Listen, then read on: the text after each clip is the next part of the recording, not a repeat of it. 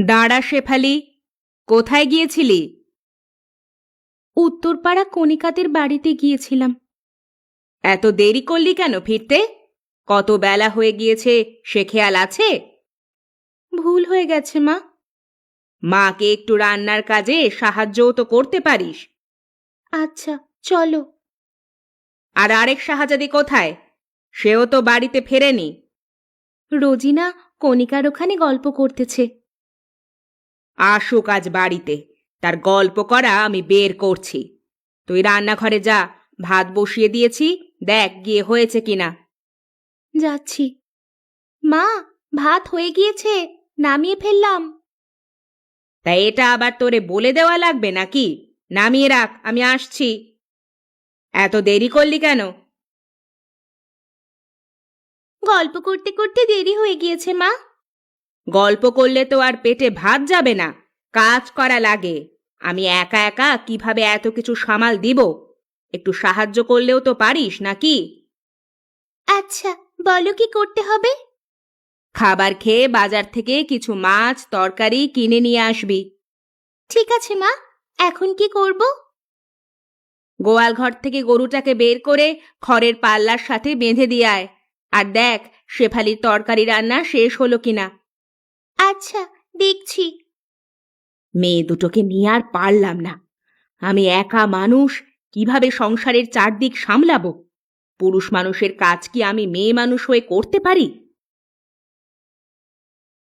আপু, তোমার তরকারি রান্না করা হয়েছে? না রে, আর একটু বাকি আছে। ক্ষুধা পেয়েছে তো, তাড়াতাড়ি করো একটু। তুই আগে বাড়িতে ফিরলেই তো হতো, দুজনে রান্না করলে আগেই হয়ে যেত। তুমি রান্না শেষ করো, আমি ঘরে পানি নিয়ে যাই। ঠিক আছে। কই তোরা, ভেতরে আয়। ভাত খাবি না তোরা? আসছি মা। কই থাকিস, শুধু ডাকা লাগে তোদের। বাইরেই ছিলাম। কোণে মাদুর রাখা আছে, নিয়ে এসে মেঝেতে বিছিয়ে বসে পড়, আমি খাবার দিচ্ছি। মা, তুমি আমাদের সাথে এমন করো কেন সব সময়? তোরা যে এমন করিস, কোনো কথা শুনিস না, কোনো কাজ করতে চাস না, তাই এমন করি। তোরা দুজন ভালো মতো চললেই আমি এমনটা করতাম না। আমরা ছোট মানুষ, এত কাজ আমরা কিভাবে করব? কি আর করার, তোদের বাবা বেঁচে থাকলে সেই এগুলো করত। বাবা কিভাবে মারা গেছে মা? কোনো এক অদ্ভুত অসুখে তোর বাবা মারা গিয়েছে। ভালো কথা মনে হয়েছে।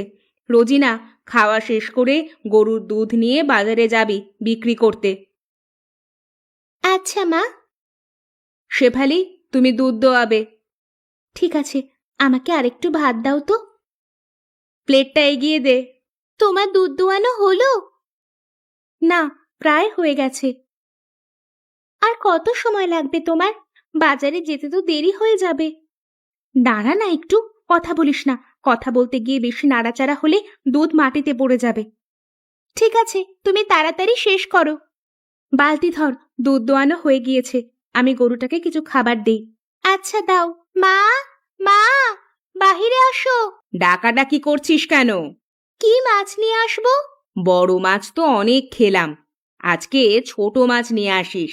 আর 1 কেজি আলু নিয়ে আসবি। ঠিক আছে, আর কিছু লাগবে? আর কিছু লাগবে না, তাড়াতাড়ি বাজারে যা, পরে গেলে আবার দুধ বিক্রি করতে পারবি না। আচ্ছা, যাচ্ছি। এটা আবার কেমন বাজার? শুধু মেয়ে মানুষই দেখা যাচ্ছে।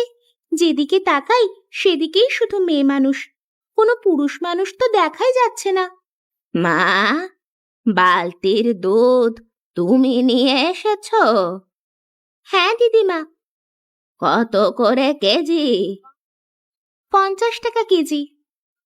আচ্ছা, আমাকে 2 কেজি দাও তো মা। আমার কাছে 3 কেজি দুধ আছে, সবটুকু দিয়ে আপনাকে। আচ্ছা মা, সবটুকুই ঢেলে দাও। দিদিমা, বাজারে সবাই মহিলা মানুষ এসেছে কেন? তুমি কি বাজারে এই প্রথম এসেছো? হ্যাঁ দিদিমা। তাই হয়তো জানো না, এই গ্রামে কোনো পুরুষ মানুষ নেই। সব পুরুষ মানুষ কোথায় গিয়েছে? গ্রামের সব বেশিরভাগ পুরুষ মানুষ অদ্ভুত একটা অজানা অসুখে মারা যায়। তা দেখে বাকি পুরুষ মানুষ এই গ্রাম ছেড়ে অন্য গ্রামে চলে গিয়েছে। আচ্ছা, আমার বাড়ি যেতে হবে মা, আমি এখন আসি। এই নাও, তোমার টাকা নাও। ধন্যবাদ দিদিমা। এই ছোট মাছগুলো কত টাকা কেজি চাচি? 100 টাকা কেজি মা, দিব তোমাকে। মাছ ভালো হবে তো? তুমি নিশ্চিন্তে থাকো, ভালো হবে। আচ্ছা, 1 কেজি দেন তো আমাকে। আচ্ছা চাচি, 1 কেজি আলু দেন আমাকে। এই নাও মা, 20 টাকা দাও। এই নিন। কিরে, সবটুকু দুধ বিক্রি করেছিলি? হ্যাঁ মা। মাছ নিয়ে এসেছিস তো? নিয়ে এসেছি, আলুও নিয়ে এসেছি। আজকে তো আর মাছ কাটতে পারবি না, এক কাজ কর, পানি দিয়ে পাতিলের মধ্যে ঢেকে রেখে দে। ঠিক আছে। শেফালি। কি মা? গরুটাকে গোয়াল ঘরে ঠিকমতো বেঁধে রেখেছিস তো? হ্যাঁ মা, ঠিকমতো বেঁধে খড় দিয়ে এসেছি। দরজা লাগিয়েছিলি? ভালো করে দরজা আটকিয়ে রেখেছি মা, তুমি কোনো চিন্তা করো না। রাত হয়ে গিয়েছে, খেয়ে ঘুমিয়ে পড়। বেশি রাত জাগা যাবে না, সকালে আমাদের অনেক কাজ আছে। তুমি খাবার বেড়ে দাও। নাড়া, দিচ্ছি। মা, মা, দেখো, সর্বনাশ হয়ে গেছে। কি হয়েছে? সকাল সকাল চিল্লামিল্লি করছিস কেন? গোয়াল ঘরের ভিতরে গরু নেই। কি সর্বনাশের কথা বলিস? গরু নেই মানে? গরু কোথায় যাবে? আমি এসে দেখি দরজা খোলা, ভিতরে গরু নেই। মনে হয় রাতে চোর এসে চুরি করে নিয়ে গিয়েছে। হায় হায় হায়, আমার এ কি ক্ষতি হয়ে গেল! রোজিনা, কই তুই? দেখে যা, আমাদের গরুটা চুরি হয়ে গেছে। কিভাবে চুরি হলো? রাতে চুরি করে নিয়ে গেছে চোর। এখন আমাদের সংসার চলবে কি করে? দুধ না বিক্রি করলে আমরা খাবো কি? আমি কয়েকবারই ঘুরে দেখে আসি কোনো জায়গায় ছুটে গিয়েছে কিনা। চোরে কি তোর জন্য গরু নিয়ে বসে থাকবে? নিয়ে অন্য গ্রামে চলে যাবে। তবুও দেখে আসি। আচ্ছা, যা। কণিকা, বাড়িতে আছিস? কি? আমি শেফালি, বাইরে আয় তো। তারা আসছি। কি হয়েছে? এত সকাল সকাল তুই আমার বাড়িতে? আমাদের গরুটা মনে হয় চুরি হয়ে গিয়েছে রে, সকাল থেকে পাচ্ছি না। তুই কোথাও দেখেছিস? আমি তো কোনো গরু দেখি নাই। তুই আরো কিছু বাড়িতে গিয়ে জিজ্ঞাসা করতে পারিস, যদি তারা দেখে থাকে।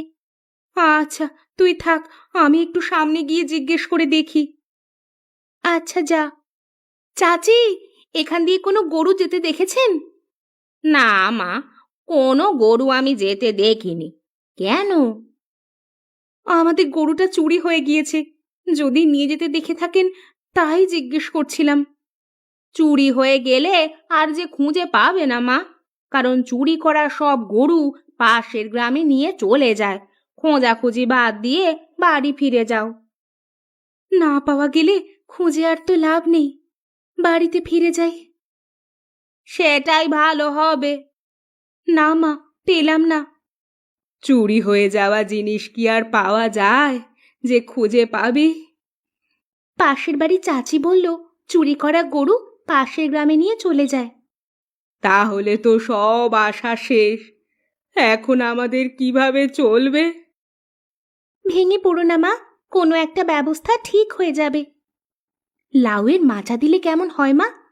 লাউ ধরলে বাজারে বিক্রিও করতে পারবে, খেতেও পারবে। কোনো একটা কিছু তো করা লাগবে। লাউয়ের চাষই করি না হয়। আমি বিকেলে গিয়ে লাউয়ের চারা গাছ নিয়ে আসব, তোমরা জায়গা ঠিক করে মাচা তৈরি করে রেখো। আচ্ছা। এখন আর মন খারাপ করে বসে থেকে কি হবে মা? গরু তো আর ফিরে আসবে না। ঘরে চলো, রান্না বান্না শুরু করি। চল মা, আমি বাজারে গেলাম। যা, ভালো গাছ নিয়ে আসবি। আমরা সবকিছু রেডি করে রাখবো। আচ্ছা। চাচি, আপনার কাছে দেশি লাউয়ের চারা গাছ আছে? আছে। কতগুলো নিবে তুমি? 4-5টা চারা গাছ হলেই হবে। কত করে পিস বিক্রি করেন? বেশি না, মাত্র 5 টাকা পিস। লাউ ধরবে তো? তুমি নিশ্চিন্তে থাকো মা। আচ্ছা, 4টি চারা গাছ দেন তো আমাকে। ঠিক আছে মা, এই নাও। মা, ও মা, বাহিরে এসো। মা, মাচা তৈরি করতে বলেছিলাম যে, তৈরি করেছো? হ্যাঁ রে, করেছি। চারা গাছ কত করে নিল? 5 টাকা পিস। যাক, ভালোই হয়েছে। তা ফলন কেমন হবে সেটা বলেছে? বললো তো ভালোই হবে। তাছাড়া আমাদেরও তো যত্ন করতে হবে, তাই না? দে, চারাগুলো আমার কাছে দে। এক্ষুনি আমি রোপণ করে জল দিয়ে দিচ্ছি। একটু পরেই তো আবার সন্ধ্যা হয়ে যাবে। দেখেছিস রোজিনা, লাউ পাতাগুলো কেমন সবুজ আর বড় বড় হয়েছে? তা তো দেখতেই পাচ্ছি। যে পরিমাণ যত্ন আমরা 2 বোন মিলে করেছি, এখন যদি তার ফল না পাই তাহলে কেমন হবে বল? তা যা বলেছিস। শুধু পাতা কেন, দেখ তো কতগুলো লাউও ধরেছে। আর কিছুদিন পরে বড় হলে আমরা খেতে পারবো, সেই সাথে বাজারেও বিক্রি করতে পারবো। বাহ, পুরো মাচা তো একদম সবুজ হয়ে গেছে। তোরা কাজ শেষ করে লাউ পাতা, লাউ ডগা তুলে নিয়ে আসিস। ঘরে তো আর তেমন কিছুই নেই। আজ লাউ পাতা দিয়েই সবাই খাবো। মা, আজ লাউ পাতা আর লাউ পাতার ডগা আলু দিয়ে সাথে জিরার ফোড়ন দিয়ে তরকারি রান্না করবে। ভীষণ ভালো লাগে খেতে। আচ্ছা, আমি তাই করব। মা, অনেকক্ষণ ধরে তো বসে আছি, কেউ তো আমাদের কাছে আসছে না। এত অস্থির হলে হবে? চুপ করে বসে থাক। যার দরকার হবে সে নিশ্চয়ই আসবে।